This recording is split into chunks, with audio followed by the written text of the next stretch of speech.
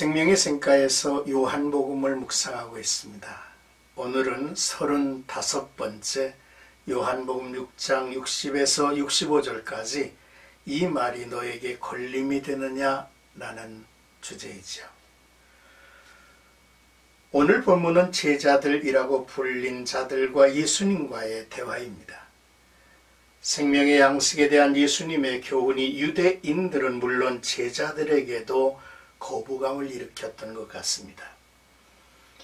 그들은 예수께서 말씀하시는 내용이 너무 어렵다고 했죠. 이에 대해서 예수님께서는 지금까지 말한 모든 것이 영적 교훈임을 지적해 주셨습니다. 먼저 60절에서 62절까지 이 말씀이 어렵도다라는 제자들의 반응이죠. 예수님의 설교의 대상이 유대인이라 불리는 무리들이었고 그중 제자들이 일부를 이루고 있었습니다. 12 제자와 함께 예수님을 따르던 무리일 것입니다. 생명의 떡에 관한 말씀을 이 제자들까지도 어렵도다, 과연 누가 들을 수 있느냐라는 반응을 보입니다. 예수님은 제자들의 마음을 아셨고 제자들이 수군거림을 아셨습니다.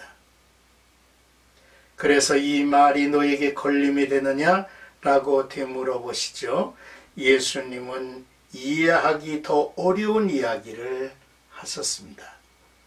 너희는 인자가 이전에 있던 곳으로 올라가는 것을 본다면 어떻게 하겠느냐?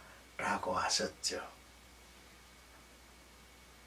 자, 그렇다면 제자들이 어렵게 여겼던 예수님께서 하신 이야기가 뭘까요? 나는 하늘로부터 온 하나님의 아들이다. 하나님을 대신해서 왔다. 나를 본 자는 나를 보내신 아버지를 본 자들이며 나의 말을 들으면 아버지의 말을 듣는 것이다. 내가 하는 일은 아버지의 일이며 아버지의 뜻을 이루는 것이 아들의 일이다라고 말씀을 하셨는데요. 이 같은 말들이 저들에게는 다르게 또 쉽게 이해가 되지 않았을 것입니다. 그러므로 예수님은 나를 보내신 이를 믿고 내 말을 듣는 자는 영생을 얻을 것인데 마지막 날에 내가 그를 살리리라 하셨습니다. 이 같은 모든 말이 제자들에게도 어려운 내용이 분명했을 것입니다.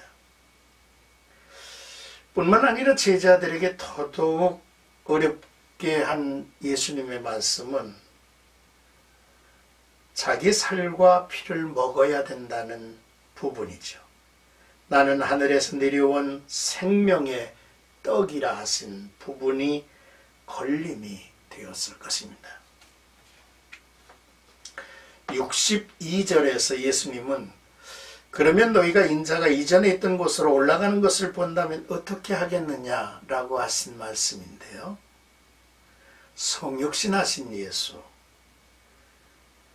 세상 죄를 짊어진 어린 양으로 십자가에 죽으셨습니다. 그는 사흘 만에 다시 부활하셔서 하나님의 사랑을 확증하십니다. 그리고 그는 다시 아버지께로 올라갔습니다.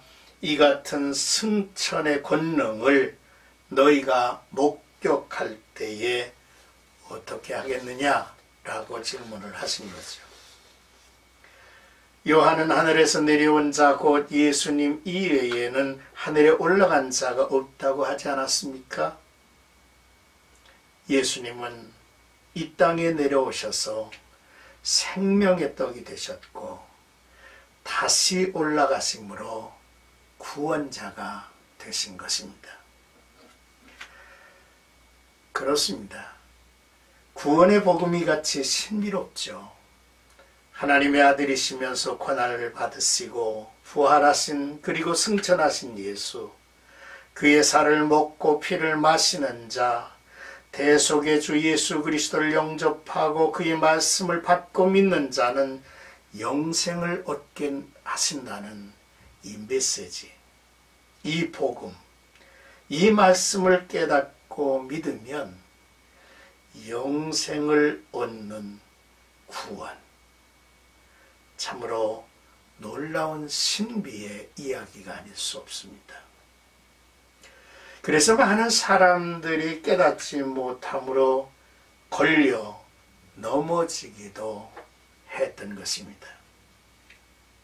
자, 이제 63절에서 65절까지는 내가 이른 말이 영이요 생명이라 라는 부분인데요. 살리는 것은 영이니 육은 무익하니라. 내가 너에게 이른 말이 영이요 생명이라 하셨습니다. 영과 육, 살리는 것과 무익함이 대조되고 있습니다. 살리는 것은 생명을 주는 것, 생기를 불어넣는 것, 소생시키는 것이라는 뜻이 있습니다. 육신의 양식은 영생을 보장할 수가 없습니다. 그러므로 너희가 썩을 양식을 위하여 살지 말고 살리는 영을 위하여 살으라 말씀을 하신 거죠. 살리는 영 곧 생명은 바로 예수님의 말씀이라 하셨습니다. 많은 무리들 앞에 예수께서 서 계십니다. 영과 생명이 되신 예수께서 그들 앞에 서 있음에도 저들은 믿지 않는 자들, 또 믿지 않는 자들이 많았습니다. 더 나아가 배신할 자가 그 중에 있음을 미리 주님은 알고 계셨던 것입니다.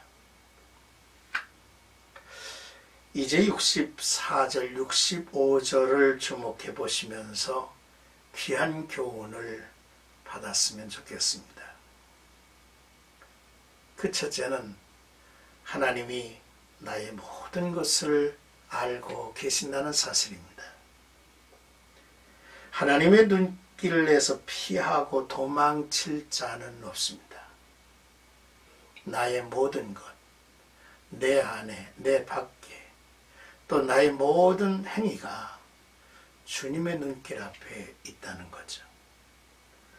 둘째로 하나님의 말씀으로 깨닫는 것이 참 중요합니다.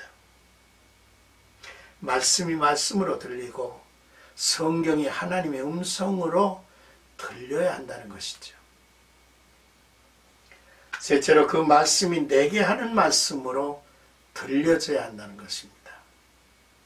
많은 사람들이 주님의 음성을 들어도 그 주님의 말씀이 내게 하시는 말씀으로 깨달아야 하는데 대개는 그렇지 못합니다. 남에게 하는 말이 아니죠. 바로 내게 하는 말이라고 하는 사실입니다. 또한 예수님께 나온 자, 또 예수님의 말씀을 듣고 믿게 된 자들은 누가 이끌어 오셨느냐라고 하는 것을 깨달아야 한다는 거죠. 예수님을 보내신 이도 하나님이시고 우리를 이끌어서 그를 만나게 하시고 그의 음성을 듣게 하시는 이도 하나님이시라고 하는 사실을 우리는 잊지 말아야만 할 것입니다. 예수 그분은 누구신가를 알아야 합니다.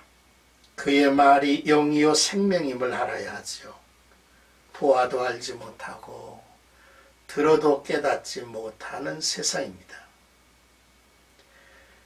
이들은 하나님의 징계를 반복해서 받아도 변하지 않습니다. 여전합니다. 사람은 아주 망해야 죽을 때 가서야 깨닫는다. 너무너무 안타까운 일이 아닙니까?